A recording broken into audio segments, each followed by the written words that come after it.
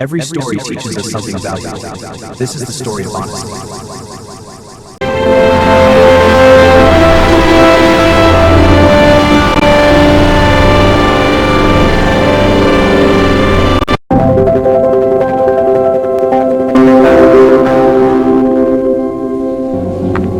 Good morning, students. Sit down. Let's begin our lesson on history today. Please open your textbooks to page 45. In history, I am telling you all an interesting story, and that ಈ ಕಥೆ ನಮಗೆ ಪ್ರಾಮಾಣಿಕತೆ ಬಗ್ಗೆ ಒಂದು ಮಹತ್ವದ ಪಾಠವನ್ನು ಕಲಿಸುತ್ತದೆ. ಒಂದು ಸಣ್ಣ ಪಟ್ಟಣದ ಗದ್ದಲದ ಮಾರುಕಟ್ಟೆಯಲ್ಲಿ ಒಬ್ಬ ಪ್ರಾಮಾಣಿಕ ಹಣ್ಣು ಮಾರಾಟಗಾರನು ತನ್ನ ಅಂಗಡಿಯಲ್ಲಿ ಹಣ್ಣುಗಳನ್ನು ಮಾರಾಟ ಮಾಡುತ್ತಿದ್ದನು. ಪ್ರತಿದಿನವೂ ಜನರು ಅವನ ಅಂಗಡಿಗೆ ಬಂದು ತಾಜಾ ಹಣ್ಣುಗಳನ್ನು ಖರೀದಿಸುತ್ತಿದ್ದರು. ಅವನು ಶ್ರಮಪಟ್ಟು ತನ್ನ ವ್ಯವಹಾರವನ್ನು ನಡೆಸುತ್ತಿದ್ದನು. ತುಂಬಾ ಸಹಾಯ ಮಾಡುವ ಸ್ವಭಾವದವನಾಗಿದ್ದನು. ಅದೇ ಮಾರುಕಟ್ಟೆಯಲ್ಲಿ ಇನ್ನೊಂದು ಭಾಗದಲ್ಲಿ ಗ್ರೋಸರಿ ಅಂಗಡಿ ಹೊಂದಿದ ಒಬ್ಬ ಸುಂದರ ಮಹಿಳೆಯೂ ಇದ್ದಳು. ಆಕೆ ಸುಂದರವಾಗಿದ್ದರೂ ಸ್ವಭಾವದಲ್ಲಿ ಸ್ವಾರ್ಥಿ ಮತ್ತು ಅಸತ್ಯವಾದಿಯಾಗಿದ್ದಳು. ಆಕೆ ಯಾವಾಗಲೂ ಸುಲಭವಾಗಿ ಲಾಭ ಪಡೆಯುವ ಕನಸುಗಳಲ್ಲಿ ಬದುಕುತ್ತಿದ್ದಳು.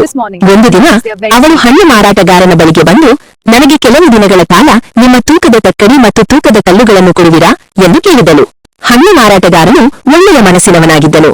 ಅವನು ಯಾವುದೇ ಸಂಶಯವಿಲ್ಲದೆ ತನ್ನ ತಕ್ಕಡಿ ಮತ್ತು ತೂಕದ ಕಲ್ಲುಗಳನ್ನು ಅವಳಿಗೆ ಕೊಟ್ಟನು. ಕೆಲವು ದಿನಗಳು ಕಳೆದವು.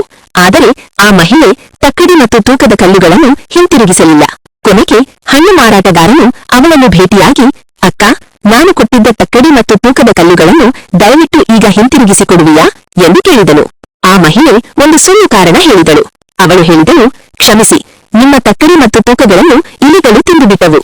ಅದನ್ನು ನಾನು ಹಿಂತಿರುಗಿಸಲು ಸಾಧ್ಯವಿಲ್ಲ ಎಂದು ಹೇಳಿದಳು.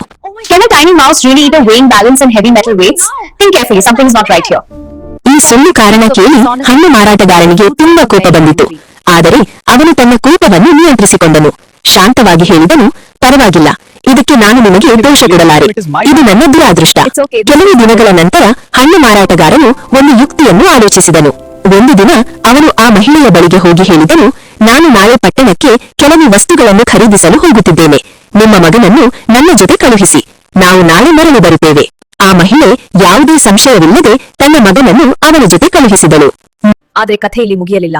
ಮುಂದಿನ ಕ್ಷಣವೇ ಎಲ್ಲವನ್ನು ಬದಲಿಸಿತು. ಮುಂದಿನ ಭಾಗದಲ್ಲಿ ನೋಡಿ.